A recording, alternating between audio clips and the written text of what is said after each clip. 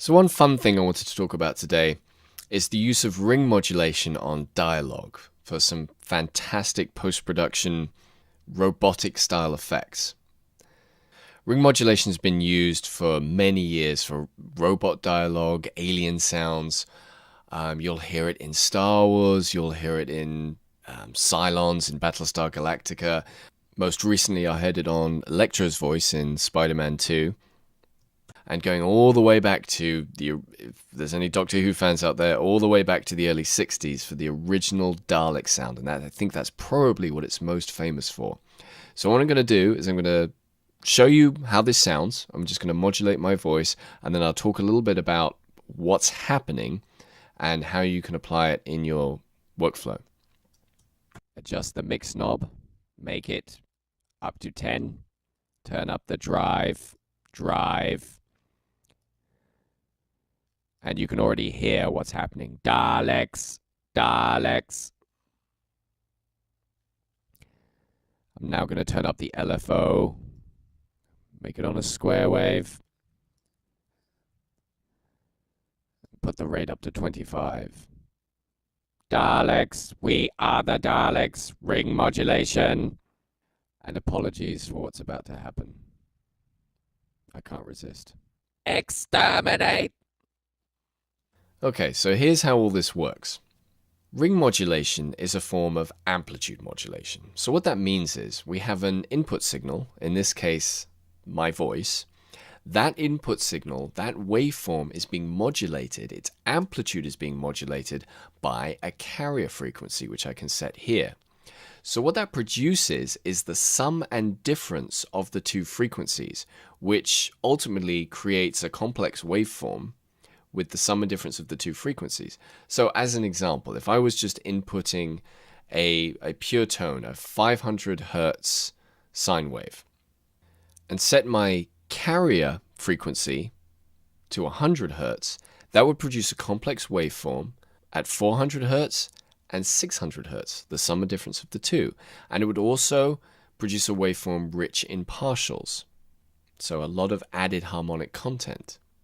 And then on top of that, you have the LFO, which allows you to modulate the carrier frequency, which creates all kinds of wacky effects. Okay, if we mess with the carrier frequency, we can start to get into Cyberman territory. If there's Doctor Who fans in the house, Cyberman, Cylons. Testing. We are the Cybermen. You will be deleted. Okay, I'm going to turn that off for the moment. Clearly I'm having way too much fun. But you can see, it's super fun, it's super easy to just get in, tweak the parameters, and you get some wacky style effects.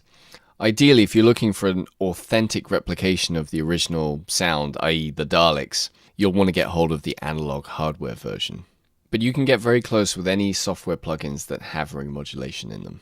I chose this particular plugin because it's closest to the hardware unit, which I actually own. Okay, so just in case you're here, you're just looking for the Dalek settings, here they are. So on the LFO, turn that to 10, max it out. We want to be on a square wave for the LFO, and we'll turn the rate all the way up to 25. Mix, put that up to 10. Put the frequency rocker on high, and the frequency itself on down to 30. And then the drive, you can adjust how much drive you have. Usually when I use the hardware version, I have the drive maxed out and just have a dynamic mic going straight into the Mooga, and that tends to work pretty well. Let's just test it. Testing, 1, 2. Yes, that's working fine. Okay, so there are other ring modulation plugins available. Let me just bypass that one by command clicking. There is one, unfortunately this one does not come with Pro Tools, but there is one that does, and it's under Modulation Sci-Fi. And this has a ring modulation in here as well, so you can get similar settings with this one. It also has frequency modulation, and you can get even crazier, wackier style effects with that as well. But I just recommend getting in there, playing with all this stuff, and have fun with it.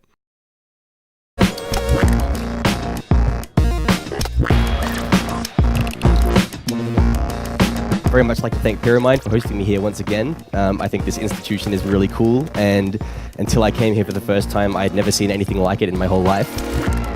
What I think really separates us from other people who teach is that we are outrageously passionate about what we do, and especially in electronic music. Since coming to Pyramide, I've discovered electronic music, and San Francisco being a mecca for underground electronic music opened up so many doors for me and kind of blew my mind. We cover everything from absinthe to contact.